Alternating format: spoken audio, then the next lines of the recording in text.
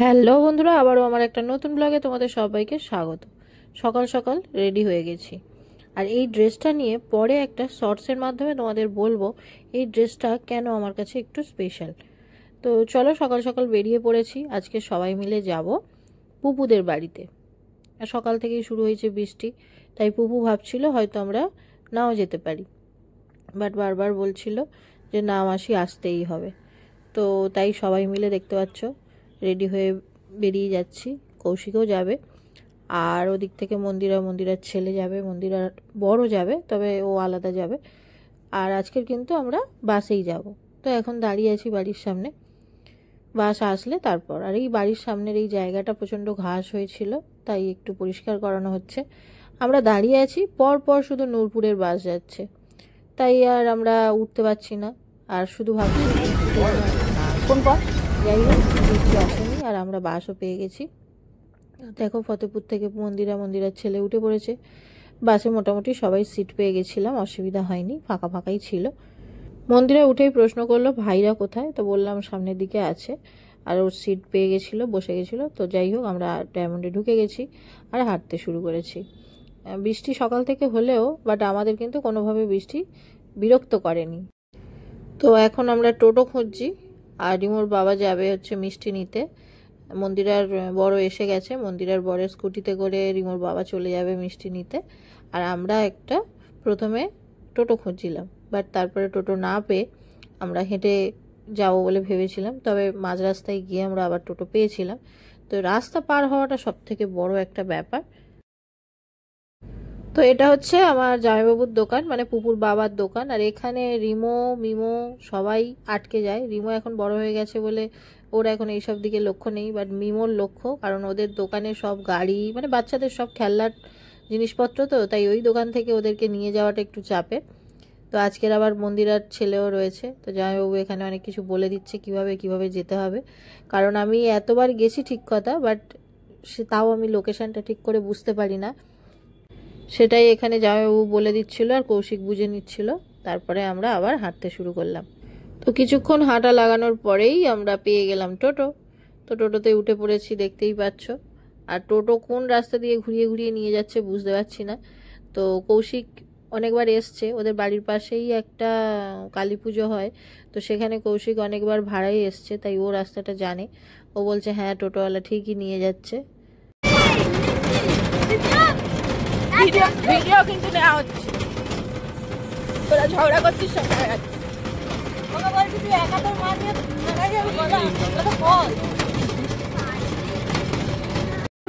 উল্টো দিক দিয়ে ঢুকছি।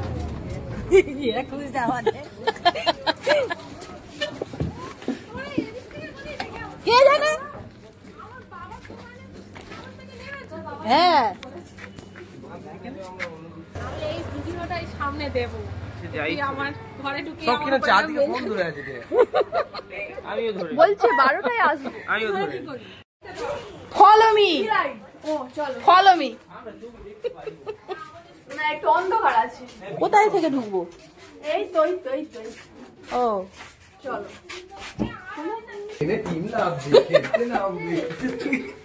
এইখানে চলে যাবো। কোথায় যাবো? এইখানে জুতো। আচ্ছা, আমরা খেলতে এসেছি। খেলতে এসেছে না?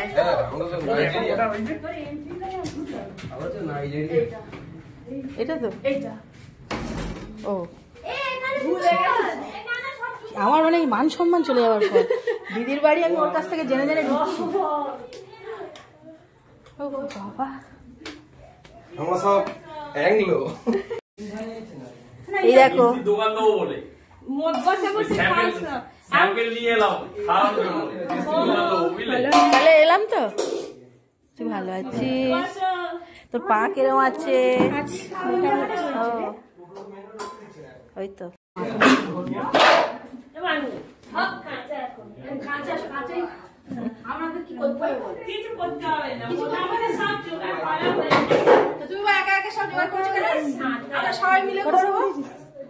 আমি প্রথমে যেতেই দিদি বলেছিল মুড়ি খাবো কিনা, না বলেছি, কারণ অনেকটা বেলা হয়ে গেছিলো, মুড়ি খাবো না। তবে দিদির যেহেতু শরীরটা ভালো নয় আর ও একা একা সবটা করছে, তো তো সেই জন্য বিরিয়ানি হতে একটু দেরি আছে। তো সেই জন্য যাদের যাদের খুব খিদে পেয়েছে তারা তারা একটু মুড়ি নিয়ে নিচ্ছিল, আর আমি শুধু ঘুগনি খেয়েছি।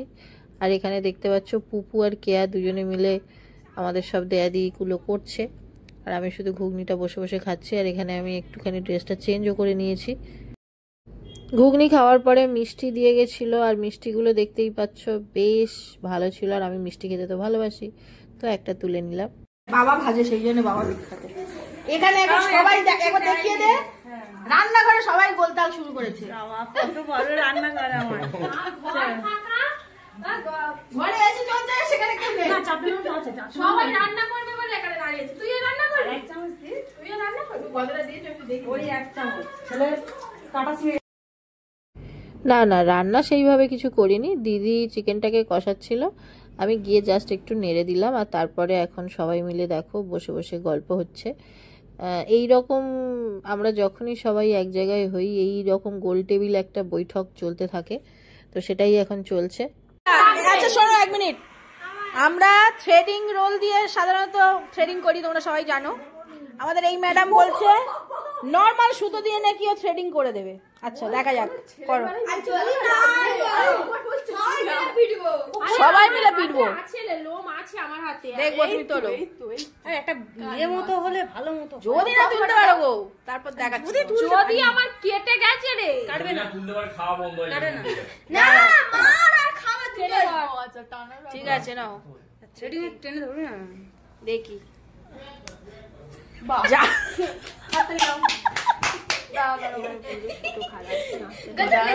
দাঁড়াও না, হ্যাঁ বলে দিয়েছি। এ ভাই থার করো না কেন বাবা। উঠেছে তো হ্যাঁ হ্যাঁ তো উঠেছে বাবা। কি গিফট দেবেন এবারে? কি গিফট চাই বলো, কি গিফট চাই বলো, একটা থ্রেডিং রোল দিয়ে দেবে। কি গিফট চাই? গে ঠাস করে দেবো একটা চল।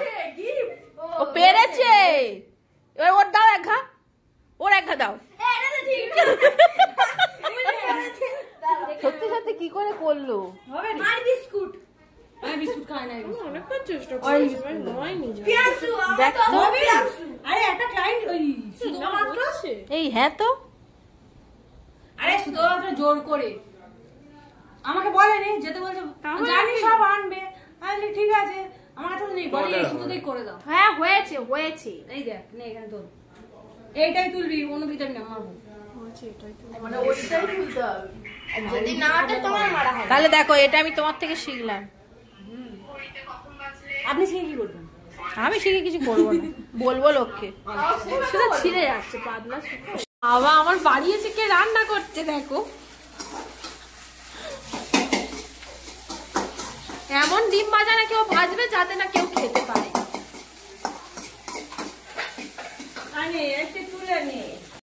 বিরিয়ানির প্রসেস একদিকে হচ্ছে, আর একদিকে দেখো কৌশিক ডিম ভেজে নিয়ে এসছে, তার মধ্যে কত কি যে দিয়েছে তার ঠিক নেই, এবং সেই ডিম ভাজা সবাইকে ও একটু একটু করে খাওয়াচ্ছে, দেখতে পাচ্ছ।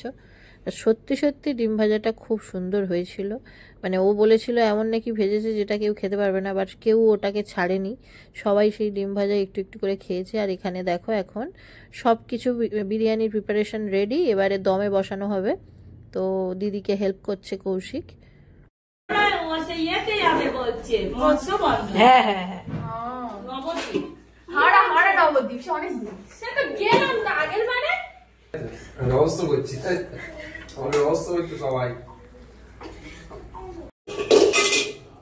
এরকম একটা মিস্ত্রি আছে জানলে তো আমি তো আটা সকাল সকাল আসতে বলতো ওকে। সাইডে আটা দিতে হবে। এই মিস্ত্রি সব জায়গায় যেখানে যায় সেখানে লেগে পড়ে, সব জায়গায় গিয়ে মন্দিরের বাড়ি গিয়ে মন্দিরের বাড়ি রান্না করে, সব জায়গায়। এখানে ও help করে। ও মিস্ত্রি সব জায়গায় যেখানে যায় সেখানে করে। এ বলে আর বাড়াওনি কথা, যাতে করে যাবো। কেন শক্ত কেন করবে? একটু না শক্ত করলে হবে, এই তো ল্যাপটা চলে যাচ্ছে। আরে আমি দিচ্ছি তুই এইটা এর তলায় এই বিট দিয়ে দিয়ে আর এইটা দিয়ে এরকম চাপাতি দিলে মাল আটকে যাবে। এ তো ভালো বুদ্ধি বলেছে, কিন্তু এখন এবার ওইখানটা আটা এনে তো করেছে। আমরা তো বিরিয়ানিটা করি, বিরিয়ানি আমার মারা পিসিরা এলে এরকম 16-17 জনের বিরিয়ানি ঠিক হয়। আছে, এইটা যেরকম পুরো মুখ জাম হয়ে যাচ্ছে ওইটা তুই খুলে দেখতেও পারবি, কিন্তু এটা একবার খুলে দেখলে আর লাগাতে পারবি না। ওটা খুলে দেখে খন্তির পেছন দিয়ে পুরো ভাতের মুছতে হয় এই একদম ঠিক কথা বলেছে। একদম। মানে তোর মায়েরা শিখে নিল। এটা শিখে নিলাম। চলো দেখতে পাচ্ছি গামাতে মানে অনিয়মের একদম নেক্সট লেভেল। কি হলো, কি হলো? হাত মারছো কেন তুমি? কি অনিয়ম? কেউ খাবে না আমি একবারও বলিনি। আমাকে বলছি ভাত খেয়ে খাবো, আর আমি আনতে সব পুরো হাত বাড়িয়ে নিয়ে আর সবাই আপ গিটছে, আমার হাগা করলোই করলো। আর দিলো এখন নেই। আমার পিসি বড় এই সেই ঠান্ডা জলের বোতল বাইরে কে বের করে রেখে? ওইটা মন্দিরে হ্যাঁ মিষ্টি বোমা, তো কই আমার ঠিকঠাক লেগেছে। মিষ্টি বোমা। দেখেছো কি বাজে ছেলে, শুধু ওকে বিয়ে দিচ্ছে না শুধু। দাদার বিয়ে। এই ভিডিওটা অলরেডি অনেকটাই বড় হয়ে গেছে, তাই এই ভিডিওটা এখানেই এন্ড করব। বাট পুপুদের বাড়িতে কিন্তু আমরা আরও অনেক অনেক মজা করেছি, সেগুলো যদি তোমরা দেখতে চাও তাহলে নেক্সট ব্লগের জন্য ওয়েট করো। আর এই ভিডিওটা কেমন লাগলো অবশ্যই জানিও। যদি ভালো লাগে একটা কমেন্ট করো, লাইক করে, মানে তোমরা কমেন্ট বা লাইক এগুলো করলে আমার ভিডিও দিতে ভালো লাগে, তো সেই জন্যই বললাম। আর যারা দেখছো আমাদের ব্লগ বাট এখনও সাবস্ক্রাইব করোনি, প্লিজ সাবস্ক্রাইব করে নিও। নেক্সট ব্লগে তোমাদের সঙ্গে দেখা হচ্ছে, ততক্ষণ সবাই খুব ভালো থেকো, সুস্থ থেকো, টাটা।